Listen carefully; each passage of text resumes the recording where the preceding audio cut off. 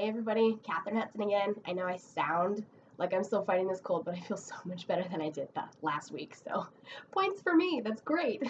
Last week, I made a video asking you guys to tell me what you wanted me to talk about next in my next video. And I showed you some super cool Exquisite Darkness t-shirts that I had printed that I'm so excited about having. And I'm giving away one of those for the winner of the next thing to talk about on my video. Last week, the winner for that is DK Marley, who asked me, she actually just said, I want to hear you read something from your own work, which coincidentally, she showed me up in one of her other videos, either last week or the week before, where she read Shakespeare. So I'm not reading Shakespeare today, but I am going to read something from my very first novel, Daughter of the Drackan, and that one's right here. Look at that beautiful cover. I love it so much. So I'm reading a little snippet from somewhere in the end.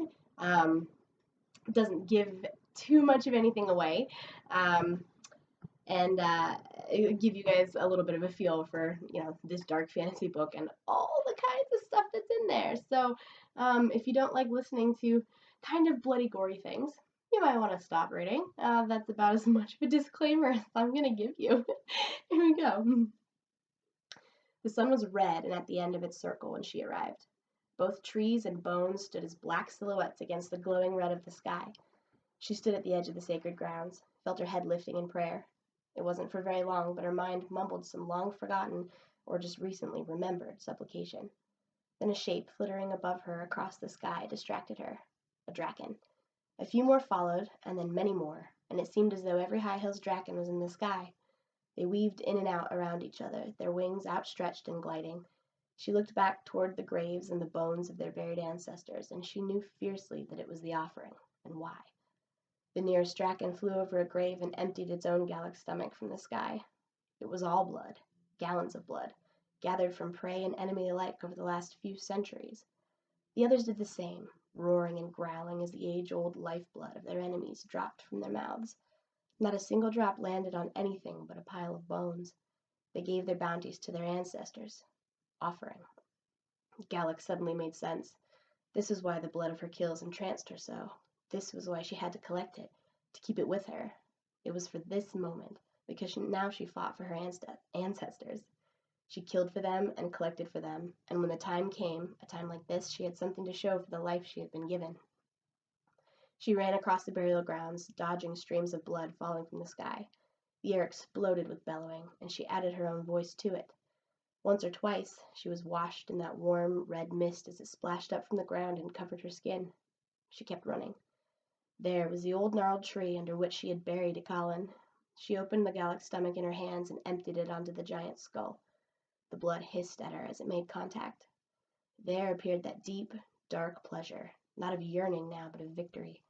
Her breath rose and fell as she listened to the calls of her kin and the splash of their own offerings. Standing bare and exposed at the foot of her guardian's grave, opening her arms to the sky, she screamed with the voices of her kin. The age-old ceremony was now hers. Pretty cool description of this main character, Keelan. Hanging out for a ritual with the Drackans who raised her, who she lives with. And there's some of the whole Jungle Book meets Kill Bill with dragons kind of thing. So that's a reading from Daughter of the Drackan, the first book in the Kiona's Children's duology, actually, just the two books. And so that actually also ties into the video that I plan to do next week, which is going to be really cool. I have a super awesome giveaway coming at you guys really soon, so you have a chance to win like a whole bunch of different stuff, which is very sweet. I'll talk more about that next week. And congratulations, DK Marley, you get an awesome t-shirt.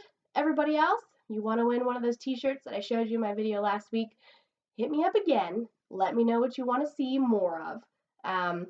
Give me ideas for, I guess, my video 2 weeks from now, and I'll let you know who won. I'll see you soon. Thanks.